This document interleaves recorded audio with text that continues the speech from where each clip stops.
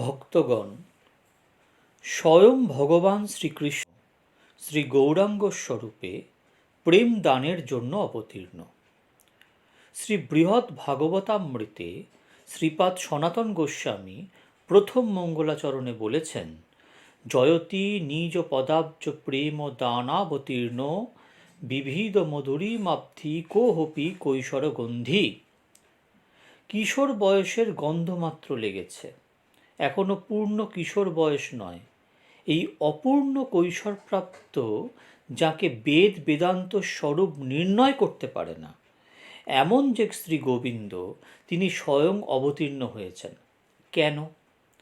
তিনি নিজ পাদপদ্মে প্রেম দান করবার জন্য অবতীর্ণ হয়েছেন। এই কথা শ্রীমদ্ ভাগবত শাস্ত্র, বৃহৎ ভাগবতামৃত সর্বত্রই ঘোষণা করা হয়েছে।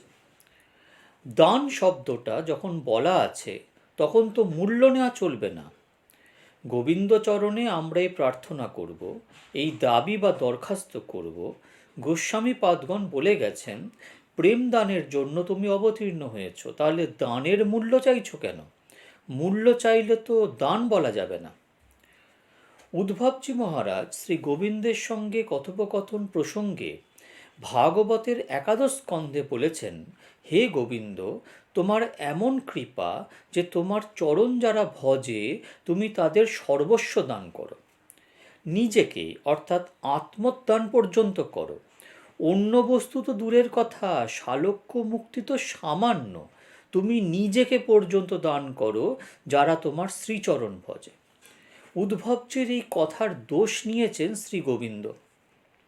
উদ্ধবজি অবাক, তিনি কথার মধ্যে কোনখানে দোষের কথা বলেছেন? শ্রী গোবিন্দ বললেন, তোমার বাক্যে আমার স্বার্থপরতা দোষ লেগেছে। কেন? কারণ যারা চরণ ভজে তাদের আমি সর্বস্ব দান করি, আর যারা চরণ ভজে না তাদের আমি কিছুই দিই না।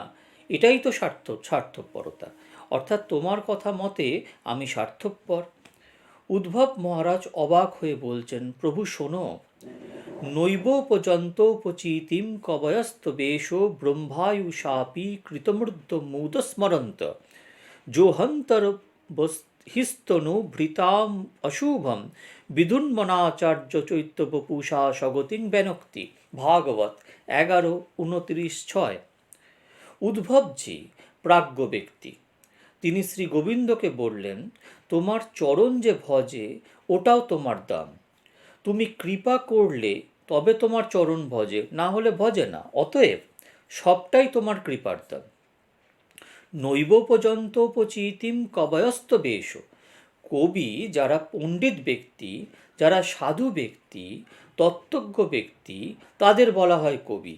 সেই কবিগণ বলেছেন, হে ঈশ্বর, তোমার যে অপচিতি মানে প্রত্যুপকার অর্থাৎ আনৃণ্য, কবিরা ঋণ শোধ করতে সমর্থ হয় না, তোমার ঋণ শোধ করতে তারা পারে না।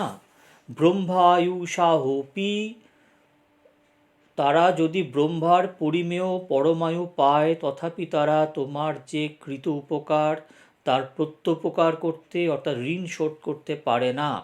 কৃতমুদ্ধ মুদ স্মরন্ত, তারা এত আনন্দ পায় তোমার পাদপদ্ম ভজনে, সেই আনন্দকে স্মরণ করে তারা তোমার প্রতি যে কিছু ভজন করে, দণ্ডবৎ করে, প্রণাম করে, চোখের জল ফেলে, গড়াগড়ি দেয়, তবু তাদের মন হয় কিছুই তাদের করা হলো না।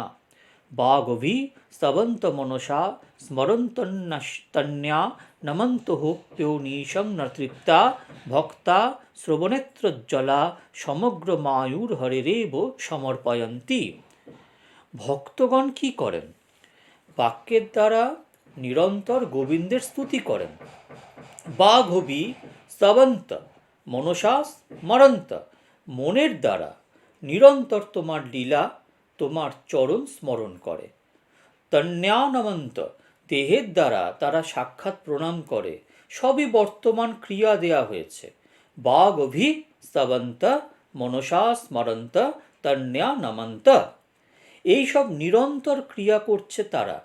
বাক্যের দ্বারা স্তুতি, মনের দ্বারা স্মরণ, দেহের দ্বারা প্রণাম তারা নিরন্তর করছে। তথাপি ন তৃপ্তা, তারা তৃপ্তি পাচ্ছে না, কারণ তোমার দেওয়া আনন্দের তারা প্রতিদান দিতে পারছে না, তাই তাদের মনে হচ্ছে কিছুই করা হলো না।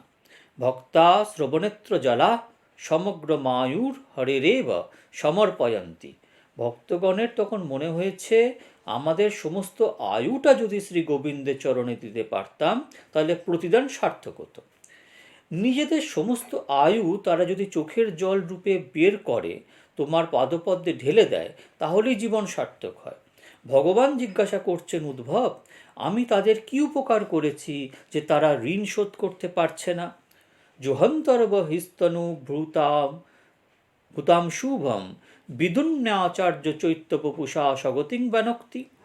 যে তুমি তনু ভৃতাম, সমস্ত জীবের অন্তরের ও বাইরের যে অশুভ আছে, অন্তরের অশুভ অনাদিকালের অবিদ্যা মালিন্য, শ্রীকৃষ্ণে যে অরুচি বিষয় স্পৃহা, এগুলি হলো অন্তরের মালিন্য। বাইরের মালিন্য কি না? কাম, ক্রোধ, লোভ, মোহ, মদ, মাৎসর্য। যদিও এগুলো অন্তরের ভিতরের বস্তু, তবুও এর প্রকাশ বাইরে হয়, তাই এগুলো বাহ্য মালিন্য।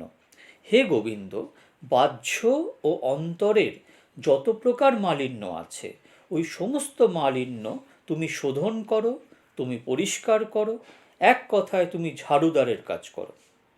শ্রী গোবিন্দ অবাক হয়েছেন উদ্ভব মহারাজের কথায়। তুমি বলছো আমি ঝাড়ুদারের কাজ করি? উদ্ভব উত্তর দিয়েছেন, তোমার কৃপার জয়ধ্বনি কি করে ভক্ত ঋণ শোধ করবে? তুমি ঝাড়ুদারি করো ভক্তের হৃদয়ে বসে, অন্তর বাইরের সব অশুভ অমঙ্গল তুমি নিজে বিনাশ করো। শ্রী গোবিন্দ বললেন, কিরূপে, কোথায়? প্রথম স্কন্ধে শ্রীমদ্ ভাগবত একটি বাক্য আছে।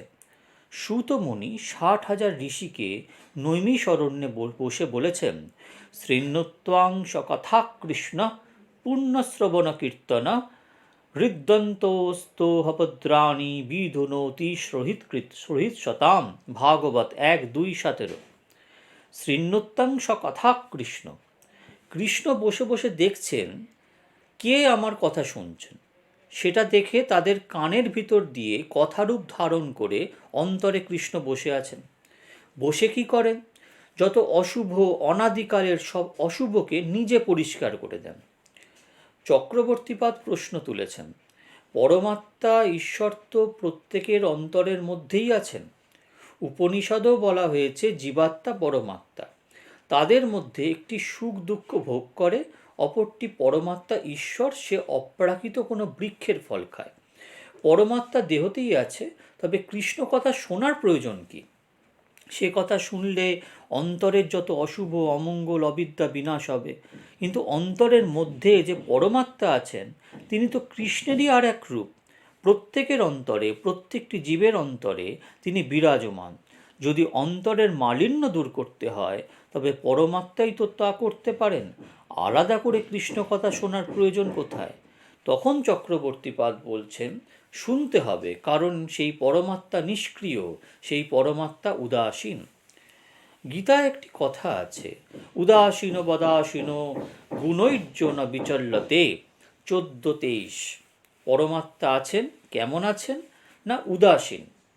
আপনি কি করছেন না করছেন তা শুধু দেখা যাচ্ছে না। তিনি নিজে কোনো কাজ করছেন না, জীবের অমঙ্গল নিবারণ করে কৃষ্ণ পদে উন্মুখ করেন না। কখন করেন?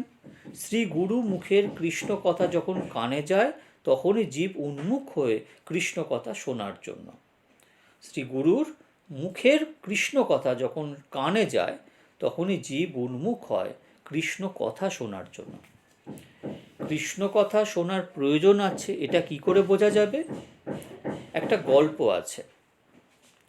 একটি লোকের একটি গরু ছিল। সে রোজ 8 সের করে দুধ দিত। গরুর অসুখের জন্য তার 5 দিন দুধ বন্ধ হলো। লোকটি গরুর চিকিৎসকের কাছে গিয়ে ওষুধ চাইল। চিকিৎসক একটি শিকড় দিয়ে 1 পোয়া মাখনের সঙ্গে বেটে গরুটিকে খাওয়াতে বলল। লোকটি সেই শিকড় বেটে 1 পোয়া জল দিয়ে গরুটিকে খাওয়ালো। গরুর অসুখ সারল না। সে আবার গেল চিকিৎসকের কাছে।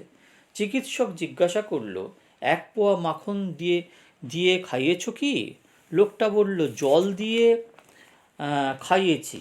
কেন? লোকটি বলল, ও তো রোজ 8 সের করে দুধ দিত, 5 দিন বন্ধ গেছে, 1 মণ দুধ ওর পেটে জমে আছে, ফলে অনেক মাখন জমে গেছে, সেই তাই বাইরে থেকে মাখন দিয়ে কি হবে?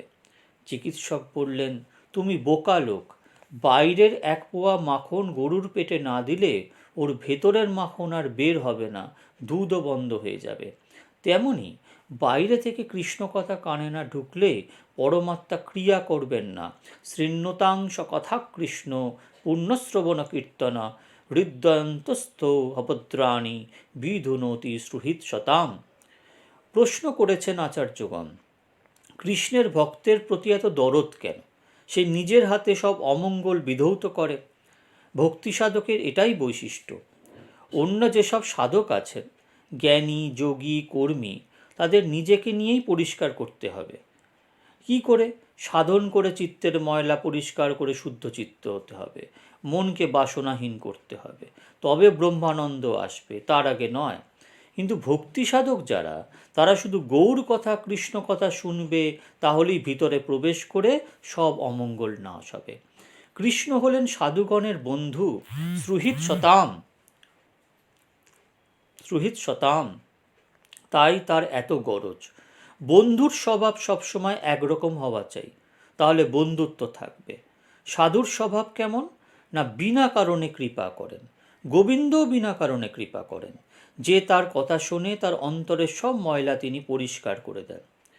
উদ্ভবজি বলছেন, যো হন্তর্বস্তনু ভৃতা ভৃতাম শুভম বিধুন্মাচার্য চৈত্যবপুষা স্বগতিং বনক্তি। হে কৃষ্ণ, তুমি ভক্তের অন্তরের ও বাইরের সব মালিন্য বিধৌত করে দিয়েছ। কৃষ্ণ বললেন কী রূপে? আচার্য স্বরূপে আর চিত্ত বপুস্বরূপে, দুইভাবে তুমি কাজ করো। চৈত্যবপু হলেন পরমাত্মা, আচার্য হলেন শ্রীগুরু। প্রথমে আচার্য স্বরূপে যিনি মনুষ্যবৎ দেহধারী, চৈত্যবপু পরমাত্মা যিনি, তিনি সাক্ষাৎ ঈশ্বর। উদ্ভবজি বিন্যাস করেছেন, প্রথম স্বরূপ আচার্য, দ্বিতীয় পরমাত্মা। এই দুই স্বরূপে তুমি অন্তর বিধৌত করো। আগে কেন আচার্য পদ বসানো হলো? না চৈত্যবপু পরমাত্মা তো ভিতরেই আছেন, তিনি তো ক্রিয়া করেন না। তদামি বুদ্ধিযোগং তং যেন মামুপজান্তিতে, তখন বুদ্ধির যোগ দান করেন পরমাত্মা রূপে, যাতে কৃষ্ণ পদ পাওয়া যায়। কখন করেন? না শ্রীগুরু পাদপদ্ম কৃপা করার পরে। তাই আগে উদ্ভবজি শ্রীগুরু স্বরূপের মহিমা দেখিয়েছেন, পরে চৈত্যবপুষা অর্থাৎ পরমাত্মার কৃপার কথা বলেছেন। একবার বাবাজি মহারাজ বলেছিলেন, আগেকার নাম বলা উচিত ছিল, এ কেউ জানে না। ভবানীপুরে পাঠ করতে যাবার আগে মাঝে মাঝে পোস্তায় যাই গুরুদেবকে দণ্ডবত প্রণাম করার জন্য। তখন ত্রিসন্ধ্যা অর্থাৎ সন্ধ্যা সবে প্রবেশ করেছে, মানুষ দেখা যাচ্ছে কিন্তু চেনা যাচ্ছে না। এমন সময় হলঘরের মাঝামাঝি যেখানে জগন্নাথ দেবের ছবি আছে, সেইখানে বাবাজি মহারাজ ছুটে এসে দাঁড়িয়েছেন। তার নিঃশ্বাস লাগছে গায়ে, সরবার কোনো জায়গা নেই, পিছনেই দেওয়াল। দাঁড়িয়ে বললেন, যে স্বরূপে কৃপা হলো সেটা কিছু নয়, মানে না কেউ, মানে না কেউ, জানে না, জায়গা দিতে পারবে না, তোমাদের কথা বলার সুযোগ সুবিধা আছে, বলো। ছোট কথা কিন্তু গভীর তাৎপর্য রয়েছে। কথাটা হলো এই, যারা ভজন করেন গৌর গোবিন্দের, তার মধ্যে রাধা গোবিন্দের ভজন দেখি। গৌর ভজন থাকে বটে, কিন্তু তা উকিলের মতো। উকিলকে টাকা দেওয়া হয়, খোসামত করা হয়, কেন জানেন? মোকদ্দমা জেতার জন্য। তেমনি রাধা গোবিন্দের পাদপদ্ম পাওয়ার জন্য গৌরকে উকিল ধরেছি। তাই তার পূজা আর প্রার্থনা, হে গৌর দয়া করো, যেন রাধা গোবিন্দের চরণপ্রাপ্তি সর্বোত্তম। তার জন্য গৌর নিতাইকে উকিল করা হয়েছে। কলিকালে কৃষ্ণপ্রাপ্তির জন্য গৌর ভজন বা গৌর নিতাই উকিল দরকার। এজন্য গুরুস্বরূপের একটা ভজন করতে হয়। রাধা গোবিন্দ এবং গৌর গোবিন্দ ভজনের জন্য গুরুস্বরূপের ভজন প্রয়োজন। শাস্ত্রে আছে গুরুরূপা সখীর ধ্যান। গুরুরূপা সখীর ধ্যান করলে সেই সখীর স্থান হলো রাধা গোবিন্দের কাছে। তিনি তো সখী, গুরুরূপা সখী, তাই যুগল লীলাতে তার স্থান, তারই ধ্যান চলছে। গৌড়লীলাতে তার স্থান, তারই ধ্যান চলছে। গৌড়লীলাতে তার ভজনে গুরুর স্বরূপ কোথায়? তাই যে কথানুসারে বাবাজি মহারাজ বলেছেন, প্রত্যক্ষ রূপে ও প্রকট রূপে যে স্বরূপে কৃপা হলো সেটা কিছু নয়, জানে না, মানে না। কেন না, তারা গৌড়লীলা নিত্য বলে স্বীকার করে না। রাধা গোবিন্দই তো গৌড় হয়ে এসেছেন। যেমন মালিনী বেশ, নাপ্তিনী বেশ, যোগিনী বেশ, কত রকমের বেশ ধারণ করেছেন কৃষ্ণ। তেমনি কৃষ্ণের একটি বেশ হলো গৌরাঙ্গ। সুতরাং আলাদা করে গুরুরূপা সখীর ধ্যান, গৌর ভজনে প্রয়োজন নেই।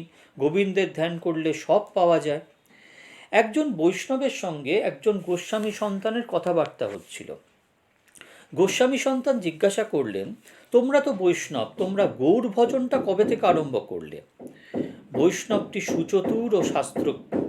তিনি বললেন, আজ্ঞে হ্যাঁ, আমরা বৈষ্ণব, আর মহাপ্রভু তো নিজের ভজন নিজেই দিয়ে গেছেন। কোথায়?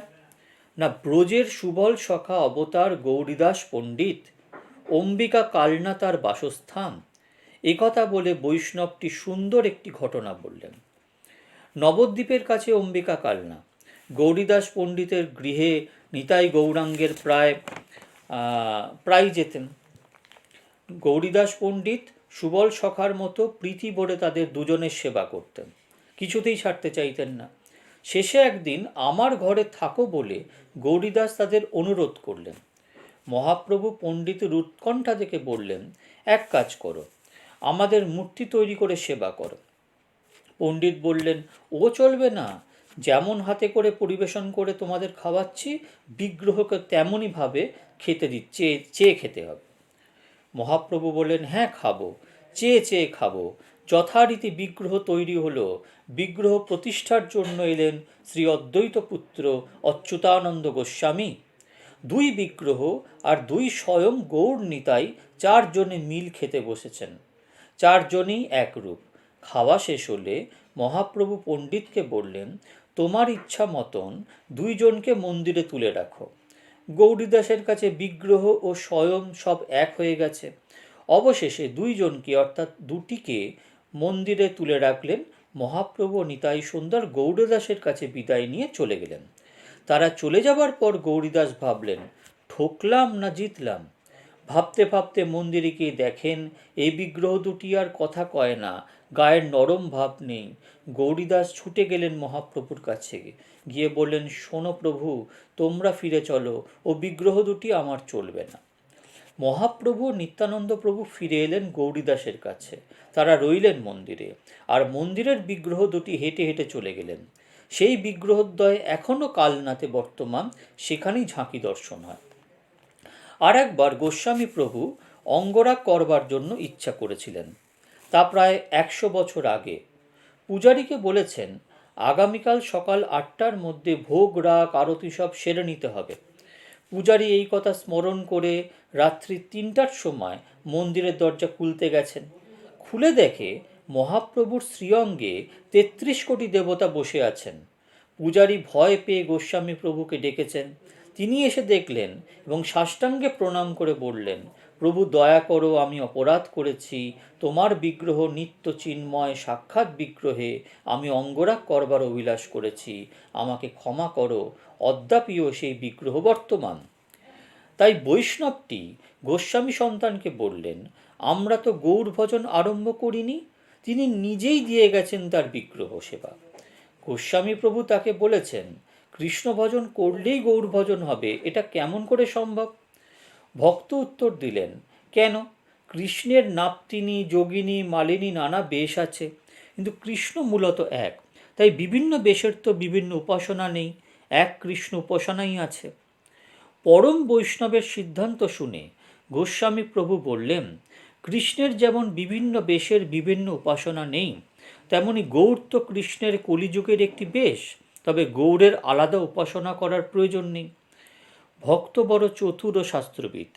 তিনি বললেন, প্রভু, গৌর লীলায় আলাদা উপাসনা হবে, পৃথক উপাসনা করতে হবে। গোস্বামী প্রভু বললেন, কেন? কারণ কৃষ্ণের বিভিন্ন বেশের ভিন্ন ভিন্ন পিতামাতা, আলাদা পার্শ্বদ, আলাদা ধাম নেই। কিন্তু মহাপ্রভুর আলাদা ধাম নবদ্বীপ ধাম, পিতামাতা জগন্নাথ মিশ্র শচীদেবী, আলাদা পার্শ্বদ শ্রীবাসাদি অদ্বৈত আচার্য প্রভৃতি সব পার্শ্বদগণ রয়েছে। সবই যখন আলাদা রয়েছে, তাহলে উপাসনাও আলাদা হবে শ্রী গৌরাঙ্গের। বাবাজি মহারাজ সঙ্গে সঙ্গে আছেন। তিনি বললেন, যারা গৌরলীলা নিত্য বলে মানে না, তারা বলে কৃষ্ণের নাপ্তিনী বেশ, মালিনী বেশ, যোগিনী বেশ। অর্থাৎ কৃষ্ণের এই বেশগুলি ক্ষণিকের জন্য, ঠিক যেমনই শ্রী গৌরাঙ্গের কলিযুগের বেশ বেশ ক্ষণিকের জন্য, তা নিত্য বলে মানা যাবে না। যারা গৌরলীলা নিত্য বলে মানে না, তারাই গুরুস্বরূপের প্রকট বিগ্রহ স্বীকার করে না। বাবাজি মহারাজের উত্তর, গুরু তো পরের কথা, বৃহৎ ভাগবতামৃতে বৈষ্ণব স্মরণ মাত্রেই চিন্ময় বলে স্বীকার করা হয়েছে। কৈলাসপতি শঙ্কর ও নারদের কথোপকথন প্রসঙ্গে জ্ঞানগুরু শঙ্কর অর্থাৎ শিব ভক্তি সিদ্ধান্তের সপক্ষে নিজের অভিমত বের করার জন্য নারদকে প্রহ্লাদের প্রসঙ্গ তুলেছেন। নারদ বলছেন, প্রহ্লাদ তো স্থূল মায়ার জগতের লোক। প্রহ্লাদ ভজন করলে কি হবে? সে তো মাইক জগতের বাসিন্দা, তার দেহ পাঞ্চভৌতিক দেহ তো। শিব বলছেন, ভক্তের দেহ পাঞ্চভৌতিক নয়। যদিও তোমার মত অনুযায়ী দেহ পাঞ্চভৌতিক বলে স্বীকার করলাম, অভ্যুপগমান্যায় অর্থাৎ তোমার কথাই মানলাম, কিন্তু পাঞ্চভৌতিক দেহ নিয়ে ভক্ত জন্মগ্রহণ করলেও সে দেহ পাঞ্চভৌতিক নেই, অপ্রাকৃত হয়ে গেছে। নারদ বললেন, কি করে হলো? শিবজি বললেন, কৃষ্ণ ভক্তি সুধা পানাত দেহ দৈহিক বিস্তৃতে তেষাং ভৌতিক দেহে হোপি সচ্চিদানন্দ রূপতা।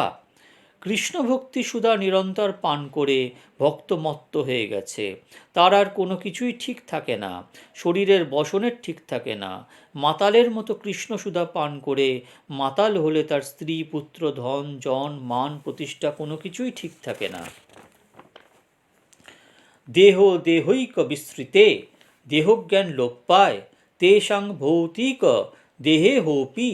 মদ খেতে খেতে দেহ যেমন জীর্ণ হয়ে যায়, তখন ওষুধে কোনো কাজ হয় না, তেমনি কৃষ্ণ ভক্তি সুধা পান করতে করতে দেহ জীর্ণ হয়ে যায়, সেটা আর মাইক থাকে না। পাঞ্চভৌতিক দেহ জীর্ণ হয়ে গিয়ে সচ্চিদানন্দ রূপতা অর্থাৎ অপ্রাকৃতের আবির্ভাব হয়। দেহ তখন কৃষ্ণ ভক্তের দেহ, অপ্রাকৃত দেহ হয়ে যায়। কিন্তু চিহ্ন কি না, অপ্রাকৃত অবস্থার লক্ষণ কি? দেহ দেহৈক বিস্তৃতে, দেহ সুখ লোপ পায়, জ্ঞান লোপ পায়। ভগবান উদ্ধবকে বলেছেন, বাসো যথা পরিকৃতং মদিরাম দান্ধ। অতিরিক্ত মদ্যপান করলে বসনের কথা যেমন স্মরণ থাকে না, খুলে পড়ে গেলেও খেয়াল থাকে না, তেমনি কৃষ্ণ ভক্তি সুধা পান করলে ভক্তের বাসনা বসন কোথায় খসে যায় সে জানতেই পারে না। শিবজি নারদকে তেমনভাবে কৃষ্ণ ভক্তি সুধা পানের মর্মার্থ বুঝিয়েছেন। নারদ প্রশ্ন করেছেন, পাঞ্চভৌতিক দেহত্যাগ হলে তবেই তো সচ্চিদানন্দ রূপ ধারণ হবে।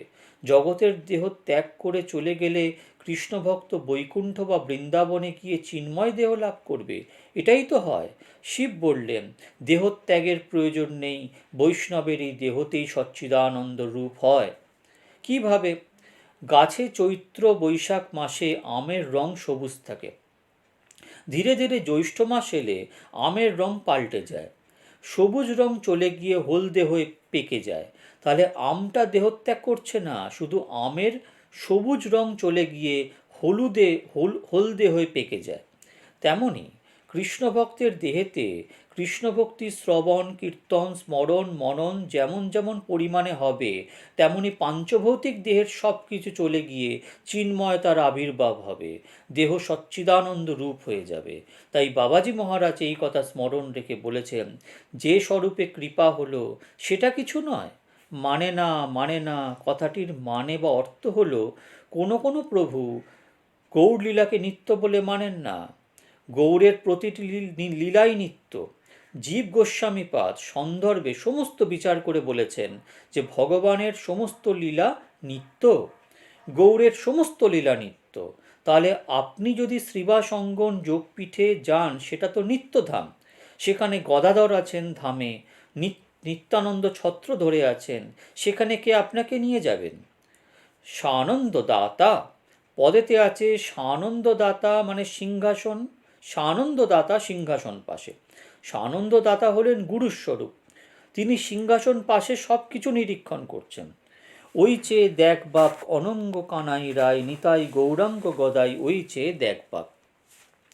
নিতাই গৌরাঙ্গ গদাই অনঙ্গ কানাই রাই, অনঙ্গ মঞ্জুরি নিতাই আর কানাই হলো গৌরাঙ্গ, আর রাধারানী হলেন গদাধর। সানন্দদাতা সিংহাসন পাশে, তাই গৌরলীলা নিত্য। গুরুস্বরূপ কই না, শাস্ত্রে আছে সখীর ধ্যান, গুরু রূপা সখীর ধ্যান। ধ্যান করলে গৌরলীলায় যাবেন কি করে, সেখানে কে নিয়ে যাবে, স্বরূপ কোথায়? এই গুরুস্বরূপ নিত্য চিন্ময় বিগ্রহ, উনি আনন্দদাতা সিংহাসন পাশে। তাই বাবাজি মহারাজ বলেছেন, যে স্বরূপে কৃপা হলো সেটা কিছু নয়। গৌরলীলা নিত্য মানলে গুরুস্বরূপ চাই। গুরুস্বরূপ প্রকট লীলা বলে প্রাকৃত মনে করা উচিত নয়। বৈষ্ণবের দেহই সেখানেই চিন্ময়, সেখানে গুরুস্বরূপ তো চিন্ময় হবেই। আচার্যং মাং বীজান্যান্যাম বর্ণেত কহির্চিত না মর্তবুদ্ধা সুয়েত সর্বদেবময় গুরু। ভাগবত 11:17-27। ভগবান নিজে বক্তা, উদ্ভবজি শ্রোতা। আচার্যং মাং বীজান্যান্যাম মন্যেত কহির্চিত, আচার্য একমাত্র আমি। অতএব কখনো অবমাননা করবে না গুরুস্বরূপকে, অবমাননা করার কারণ থাকা সত্ত্বেও। গুরুর বিক্রিয়া যদি দেখো কখনো, তথাপি অবজ্ঞা নাহি করো কদাচন। সুতরাং বাবাজি মহারাজ ছোট করে বলেছেন, মানে না কেন না, গৌর লীলা নিত্য বলে মানে না, তাই গুরুস্বরূপকে নিত্য বলে মানে না। সর্বদেবময় গুরু, সর্বস্বরূপ বিগ্রহ নিত্য। শাস্ত্রে আছে, গুরুর ব্রহ্মা গুরুর বিষ্ণু গুরুর দেব মহেশ্বর, গুরুরেব পরম ব্রহ্ম তস্মৈ শ্রী গুরুবে নমঃ। অর্থাৎ গুরুর ব্রহ্মা সৃষ্টিকর্তা, তিনি বিষ্ণু পালনকর্তা, তিনি মহেশ্বর সংহারকর্তা। নবদ্বীপ ধাম আসি প্রেম বিলায় রাশি রাশি। নবদ্বীপ ধাম নিত্য হলে আসি, এই কথাটা কেন বলেছেন? কৃষ্ণদাস কবিরাজ গোস্বামীর মতে আসি কথাটা শুধু বোঝাবার জন্য। আসি মানে আসিয়া, অন্য জায়গায় ছিল, সেখান থেকে নবদ্বীপ ধামে এসে প্রেম বিলিয়েছেন। কৃষ্ণ তো নন্দ রাজার ঘরে এসেছেন, তাহলে লীলা নিত্য হবে না? তেমনি নবদ্বীপে আসি এটাও নিত্যধাম, সেখানে যুগল কিশোরের নিতাই গৌরাঙ্গে লীলা নিত্য বিরাজমান। মহাপ্রভু গৌরের চরণপ্রাপ্তিও নিত্য। প্রভু নিত্যানন্দের চরণাশ্রয়ে গৌরাঙ্গের পাদপদ্ম প্রাপ্তিও নিত্য। ভজবে কে না, দিল্লিতে একজন ভদ্রলোক আমাকে বলেছিলেন যে কৃষ্ণ বলে কাঁদলে কি কৃষ্ণ পাওয়া যাবে। কথাটি শুনে প্রথমে কিছু বুঝতে পারিনি। তিনি বললেন, যারা কৃষ্ণ বলে কেঁদেছে তাদের নাম করে কাঁদলে কৃষ্ণ পাওয়া যাবে। রাধা বলে কাঁদলে, হা গৌরাঙ্গ বলে কাঁদলে তবেই কৃষ্ণ পাওয়া যাবে। ঠিক কথা। আমরা গৌর ভজব কতটুকু?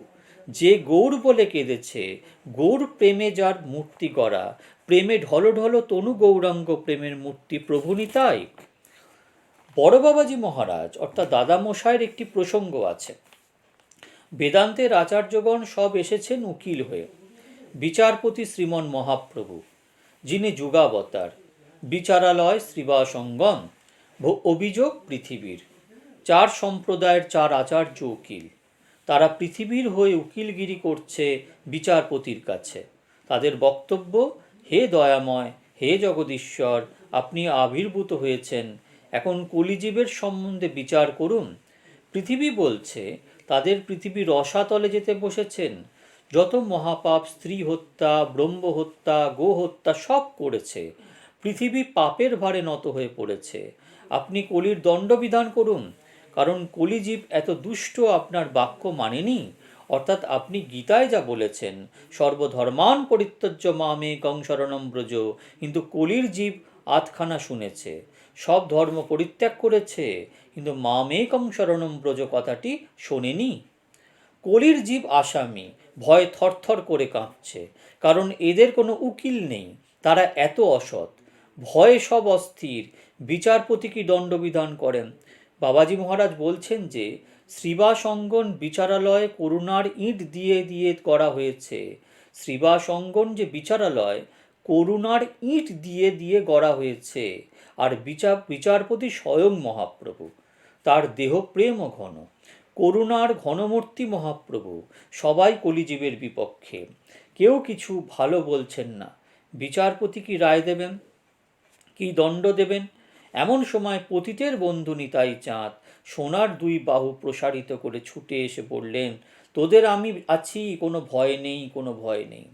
জগৎ যারে ঠেলে ফেলে, অসচি অস্পৃশ্য বলে জগৎ যারে ঠেলে ফেলে, আমার নিতাই তারে করে কোলে। বিচারপতি মহাপ্রভু তখন ভ্রুভঙ্গি করে জিজ্ঞাসা করছেন, শ্রীপাদ, আপনি কি বলতে চান? নিত্যানন্দ প্রভু বলছেন, আমার বক্তব্যটা শোনো।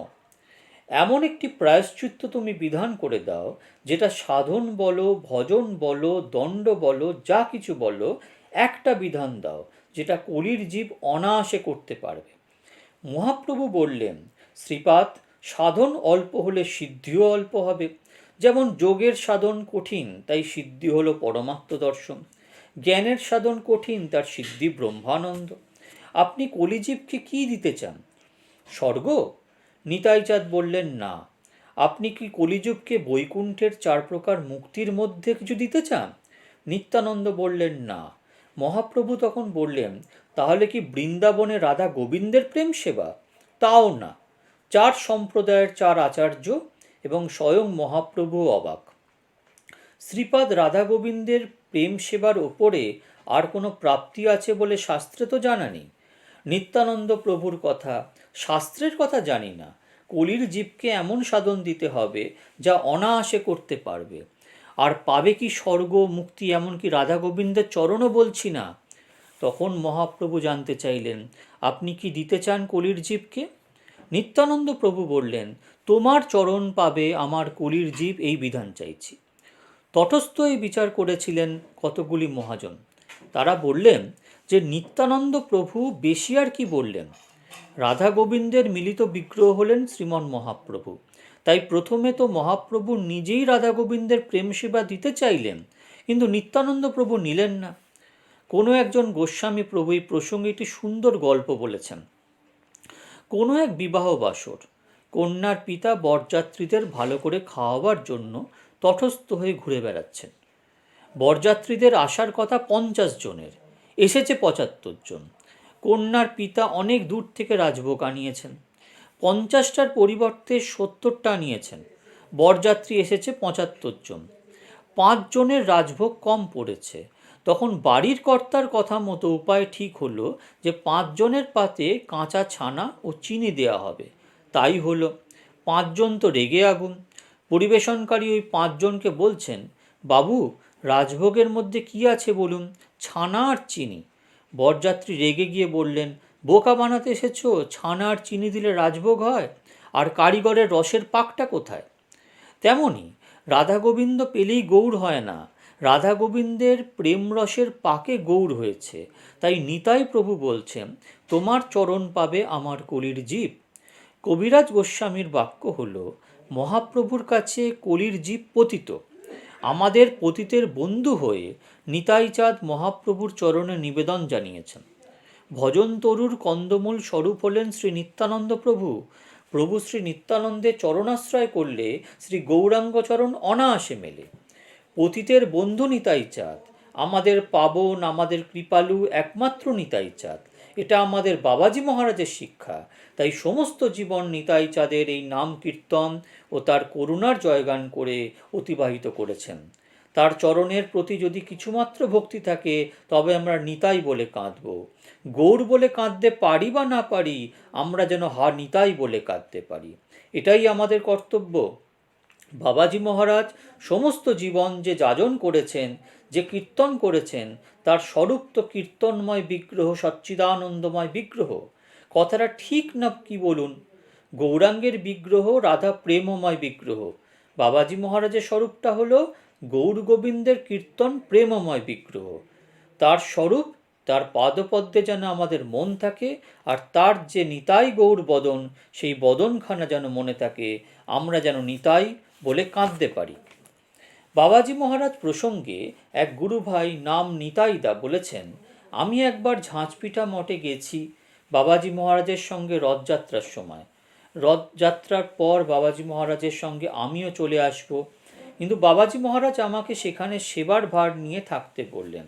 আমি তো কিছুতেই থাকবো না। শেষে ধমক দিয়ে বললেন, যা বলছি শোন, এখানে থাক, সেবা কর। আমি বলছি, আমি বাবাজি মহারাজকে বললাম, আমি যা চাইবো তুমি তাই দেবে? তাহলে থাকবো। বললেন, কি চাস? ভেবেছিলেন সামান্য কোনো বস্তু চাইবে, লোটা বা কম্বল ইত্যাদি। আমি বললাম, আগে বলো যা চাইবো তাই দেবে। বললেন, বল না কি চাস, তাই দেব। আমি অমনি বললাম, তুমি যেমন করে নিতাই বলে কাঁদতে পারো, আমিও যেন তেমনি করে নিতাই বলে কাঁদতে পারি। তুমি আমাকে এই আশীর্বাদ করো। এই কথা বলার পর প্রায় 10 মিনিট বাবাজি মহারাজ একেবারে চুপ। এত বড় ধনসম্পত্তি যার, সেটা কি দেওয়া সহজ কথা? যদি কেউ আপনার একমাত্র সোনার চাঁদ ছেলেকে নিয়ে দিতে বলে, তাহলে আপনি দেবেন? এইভাবে 10 মিনিট কেটে গেল। হঠাৎ হুংকার দিয়ে বললেন, যা নিতাই বল, যা নিতাই বল। সেই যে নিতাই বলে আমার চোখের জল শুরু হলো, আজও তা বন্ধ হয়নি। অনবরত জল ঝরে যাচ্ছে নিতাই বলতে বলতে। এই যে বাবাজি মহারাজের করুণা, সেই করুণার এক ফোঁটা যেন আমরা পাই, আপনারাই আশীর্বাদ করুন। ভক্তগণ, শ্রীমদ্ ভাগবতের যে গুরুতত্ত্বকে বোঝা অত সহজ নয়। একমাত্র গুরু কৃপা ছাড়া, নিত্যানন্দ কৃপা ছাড়া এটা বোঝা সম্ভব নয়। আমার পক্ষে যতখানি বলা সম্ভব হলো আমি বললাম। নিজের থেকে কোনো জ্ঞান জাহির করে আমি কিছুই বলি না। যা বলি, যা আমাকে মহাজনরা দিয়েছেন, আকর গ্রন্থ দিয়েছেন, সেখান থেকেই বলি। এবং আশা করব এই কথা শ্রবণ করে আপনারাও ধন্য হয়েছেন। বারে বারে শ্রবণ করবেন। শ্রবণ করতে করতে এর মর্মোদ্ধার হবে। আজকে শ্রবণ করলেন, কালকে শ্রবণ করলে আরও এর মানে স্পষ্ট হবে।